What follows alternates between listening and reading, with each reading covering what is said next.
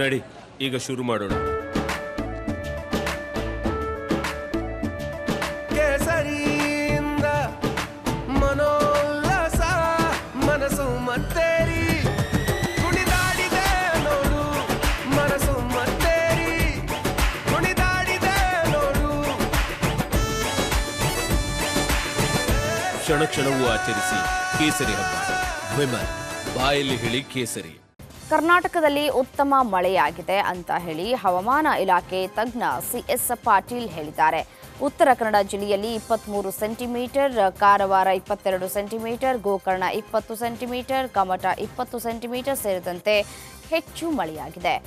ರಾಜ್ಯದ ವಿವಿಧೆಡೆ ಭಾರೀ ಮಳೆಯಾಗುವಂತಹ ಸಾಧ್ಯತೆ ಇದ್ದು ಜೂನ್ 11ರವರೆಗೆ ಆರೆಂಜ್ ಅಲರ್ಟ್ ಘೋಷಣೆಯನ್ನು ಮಾಡಲಾಗಿದೆ. ಗದಗದಲ್ಲಿ ಸತತ ಮಳೆಯಿಂದಾಗಿ ಕಿರಿ ಸೇತುವೆ ಕೊಚ್ಚಿ ಹೋಗಿದೆ. ಜಿಲ್ಲೆಯ ಲಕ್ಷ್ಮೇಶ್ವರ ತಾಲೂಕಿನ ಧರ್ಮಾಪುರ ಗ್ರಾಮದ ಗಣಪತಿ ಕೆರೆಯ ಕಿರು ಸೇತುವೆ ಇದಾಗಿದ್ದು ಜಮೀನುಗಳಿಗೆ ಸಂಪರ್ಕ ಕಲ್ಪಿಸಲು ನಿರ್ಮಾಣ ಮಾಡಿದ್ರು. ಈಗ ಸೇತುವೆ ಕೊಚ್ಚಿ ಹೋಗಿ ರಸ್ತೆ ಇಲ್ಲದೆ ರೈತರು ಕೃಷಿ ಚಟುವಟಿಕೆ ನಡೆಸುವುದಕ್ಕೆ ಸಮಸ್ಯೆಯಾಗಿದ್ದು ಇದಕ್ಕೆ ಸಂಬಂಧಿಸಿದಂತಹ ಅಧಿಕಾರಿಗಳು ರಸ್ತೆಯನ್ನು ಸರಿಪಡಿಸಿ ಪರ್ಯಾಯ ವ್ಯವಸ್ಥೆಯನ್ನು ಕಲ್ಪಿಸುವುದಕ್ಕೆ ರೈತರು ಆಗ್ರಹಿಸಿದ್ದಾರೆ. ಉತ್ತರ ಕನ್ನಡ ಜಿಲ್ಲೆಯಾದ್ಯಂತ ಅಬ್ಬರದ ಮಳೆಯಾಗಿದೆ. ಇಂದು ಮತ್ತು ಜೂನ್ 11 2 ದಿನ ರೆಡ್ ಅಲರ್ಟ್ ಘೋಷಣೆ ಮಾಡಲಾಗಿದೆ. ಇಂದು 240 ಮಿಲಿಮೀಟರ್ಗೂ ಹೆಚ್ಚು ಮಳೆ ಆಗುವಂತಹ ಸಾಧ್ಯತೆ ಇದ್ದು ಹವಾಮಾನ ಇಲಾಖೆ ನದಿ ಪಾತ್ರದ ಜನರಿಗೆ ಎಚ್ಚರಿಕೆಯಿಂದ ಇರುವುದಕ್ಕೆ ಸೂಚನೆಯನ್ನು ನೀಡಿದೆ.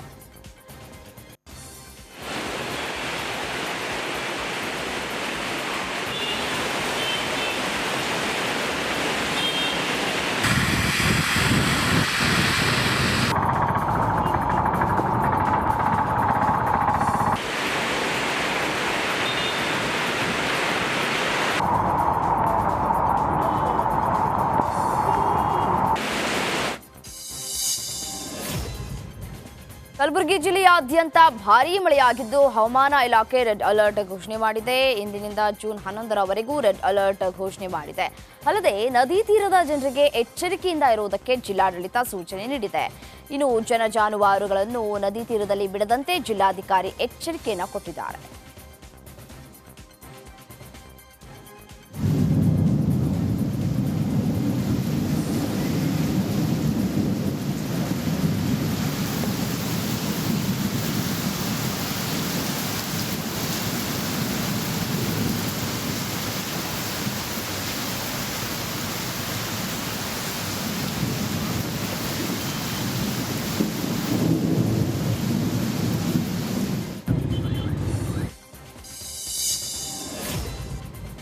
ಕಲಬುರಗಿ ನಗರ ಸೇರಿದಂತೆ ಜಿಲ್ಲೆಯಾದ್ಯಂತ ಸುರಿದ ಧಾರಾಕಾರ ಮಳೆಗೆ ಜನಜೀವನ ಸಂಪೂರ್ಣ ಅಸ್ತವ್ಯಸ್ತವಾಗಿದೆ.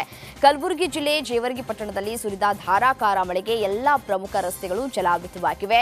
ಪಟ್ಟಣದ ಬಸ್ ಸ್ಟ್ಯಾಂಡ್ ಮುಂಭಾಗದ ರಸ್ತೆ, ವಿಜಯಪುರ ರಸ್ತೆ, ಶಹಾಪುರ, ಕಲಬುರಗಿ ರಸ್ತೆಗಳು ಜಲಾವೃತವಾಗಿದ್ದು ವಾಹನ ಸವಾರರು ಪರದಾಟವನ್ನು ನಡೆಸಿದ್ದಾರೆ. ಇನ್ನು ಮಳೆ ನೀರು ಸರಾಗವಾಗಿ ಹೋಗೋದಕ್ಕೆ ಸೂಕ್ತ ಚರಂಡಿ ವ್ಯವಸ್ಥೆ ಮಾಡದ ಪುರಸಭೆ ವಿರುದ್ಧ ಸಾರ್ವಜನಿಕರು ಆಕ್ರೋಶವನ್ನು ವ್ಯಕ್ತಪಡಿಸಿದ್ದಾರೆ.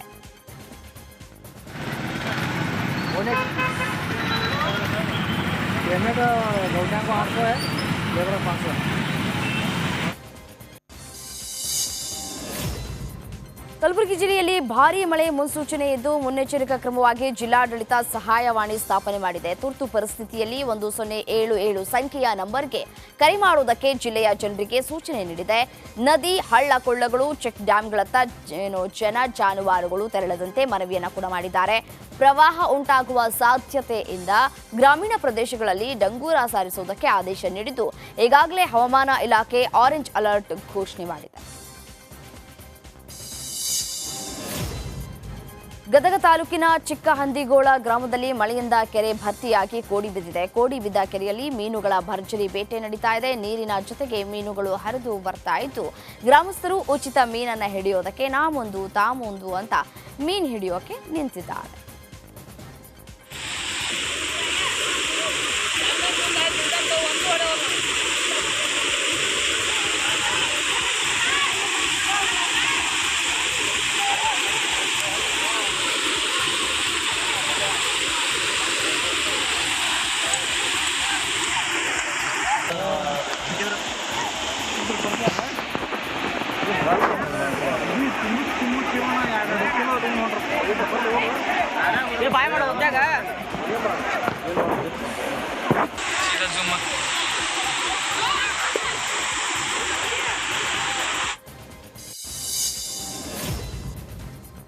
ಶಿವಮೊಗ್ಗ ಜಿಲ್ಲೆಯ ದೊಂಬೇಕೊಪ್ಪ ಗ್ರಾಮದಲ್ಲಿ ಮನೆ ಮೇಲೆ ಮರ ಬಿದ್ದು ಮನೆ ಸಂಪೂರ್ಣ ಜಖಮ್ಮಾಗಿದೆ. ಮಳೆಗೆ ಮಣಿ ಎಂಬುವವರ ಮನೆ ಮೇಲೆ ಮರ ಬಿದ್ದು ಹಾನಿಯಾಗಿದೆ. ಮನೆಯಲ್ಲಿ 4-5 ಜನ ವಾಸಿಸ್ತಾ ಇದ್ರು. ಅದೃಷ್ಟವಶಾತ್ ಭಾರೀ ಅನಾಹುತ ತಪ್ಪಿದ್ದು ಯಾವುದೇ ಪ್ರಾಣಾಪಾಯ ಸಂಭವಿಸಿಲ್ಲ. ಮರ ಬಿದ್ದ ರಭಸಕ್ಕೆ ಮನೆ ಸಂಪೂರ್ಣ ಜಖಮ್ಮಾಗಿದೆ. ಪರಿಹಾರ ನೀಡುವಂತೆ ಕುಟುಂಬಸ್ಥರು ಸರ್ಕಾರಕ್ಕೆ ಆಗ್ರಹಿಸಿದ್ದಾರೆ. ಬಾಗಲಕೋಟೆ ಜಿಲ್ಲೆಯ ಬೀಳಗಿ ಭಾಗದಲ್ಲಿ ಧಾರಾಕಾರ ಮಳೆಯಾಗಿದೆ. ನಿರಂತರ ಮಳೆಯಿಂದಾಗಿ ರಸ್ತೆಗಳು ಜಲಾವೃತವಾಗಿದೆ. ರಸ್ತೆ ಮೇಲೆ ಒಂದೇ ಸಮ ನೀರು ಹರಿತಾ ಇದ್ದು ವಾಹನ ಸವಾರರು ಪರದಾಡುವಂತಾಗಿದೆ.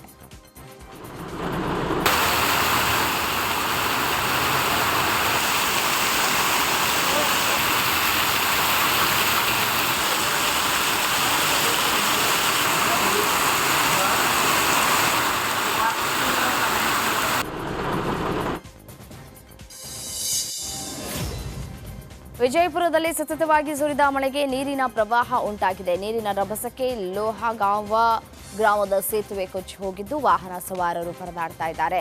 ಕೆಲ ವಾಹನ ಸವಾರರು ವಾಹನ ಚಲಾಯಿಸಿ ಊರು ತಲುಪಿದ್ರೆ ಇನ್ನು ಕೆಲವು ವಾಹನ ಸವಾರರು ಮುಂದೆ ಸಾಗಲು ಆಗದೆ ಮರಳಿ ಗ್ರಾಮಕ್ಕೆ ವಾಪಸ್ ಹೋಗಿದ್ದಾರೆ. ಕೂಡಲೇ ಸೇತುವೆ ದುರಸ್ತಿ ಮಾಡಿಕೊಡುವಂತೆ ಸಾರ್ವಜನಿಕರು ಜಿಲ್ಲಾಡಳಿತಕ್ಕೆ ಒತ್ತಾಯಿಸಿದ್ದಾರೆ.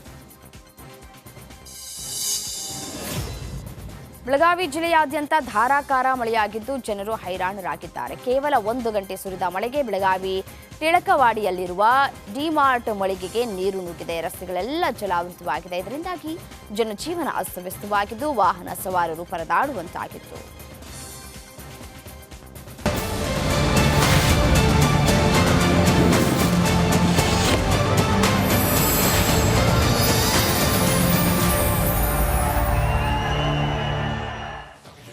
ಇಂದು 3ನೇ ಬಾರಿಗೆ ದೇಶದ ಪ್ರಧಾನಿಯಾಗಿ ಪ್ರಮಾಣ ವಚನವನ್ನ ಸ್ವೀಕರಿಸಲಿದ್ದಾರೆ ಮೋದಿ.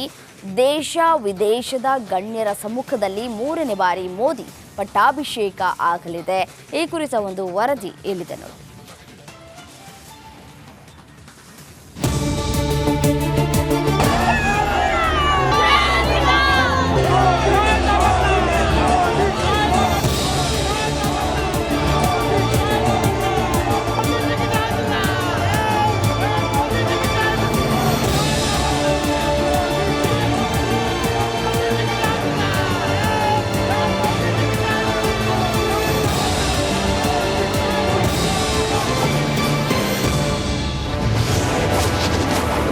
ವಿಶ್ವಬಂಧು ಭಾರತದಲ್ಲೇ ಮೋದಿ 3.0 ಶಕೆ.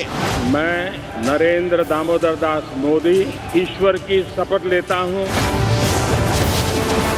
3ನೇ ಬಾರಿಗೆ ಪ್ರಧಾನಿಯಾಗಿ ಮೋದಿ ಪ್ರಮಾಣ.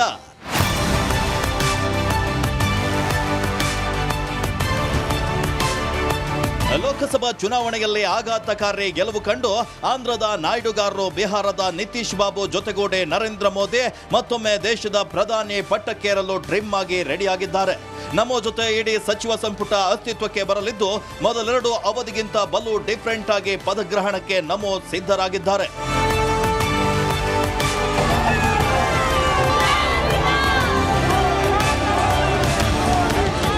ಸತತ 3ನೇ ಬಾರಿ ದೇಶದ ಪ್ರಧಾನಿಯಾಗಿ ನರೇಂದ್ರ ಮೋದಿ ಇಂದು ರಾತ್ರಿ 7:15ಕ್ಕೆ ತಮ್ಮ ಸಂಪುಟ ಸದಸ್ಯರೊಂದಿಗೆ ಪ್ರಮಾಣ ವಚನ ಸ್ವೀಕರಿಸಲಿದ್ದಾರೆ.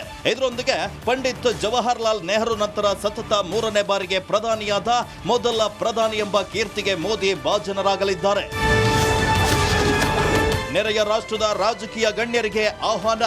ಮೋದಿ ಪ್ರಮಾಣ ವಚನ ಕಾರ್ಯಕ್ರಮಕ್ಕೆ ದೇಶ ವಿದೇಶದ ಗಣ್ಯಾತಿ ಗಣ್ಯರು ಸಮಾರಂಭಕ್ಕೆ ಆಹ್ವಾನಿಸಲ್ಪಟ್ಟಿದ್ದು ಬರೋಬ್ಬರಿ 8,000 ಮಂದಿಗೆ ಆಹ್ವಾನವನ್ನ ನೀಡಲಾಗಿದೆ. ಮೋದಿ ಪದಗ್ರಹಣಕ್ಕೆ 8,000 ಜನರಿಗೆ ಆಹ್ವಾನವನ್ನ ನೀಡಲಾಗಿದ್ದು ವಿದೇಶಿ ನಾಯಕರು, ಸಾಧಕರು, ಶ್ರಮಿಕರಿಗೆ ಆಹ್ವಾನವನ್ನ ನೀಡಲಾಗಿದೆ.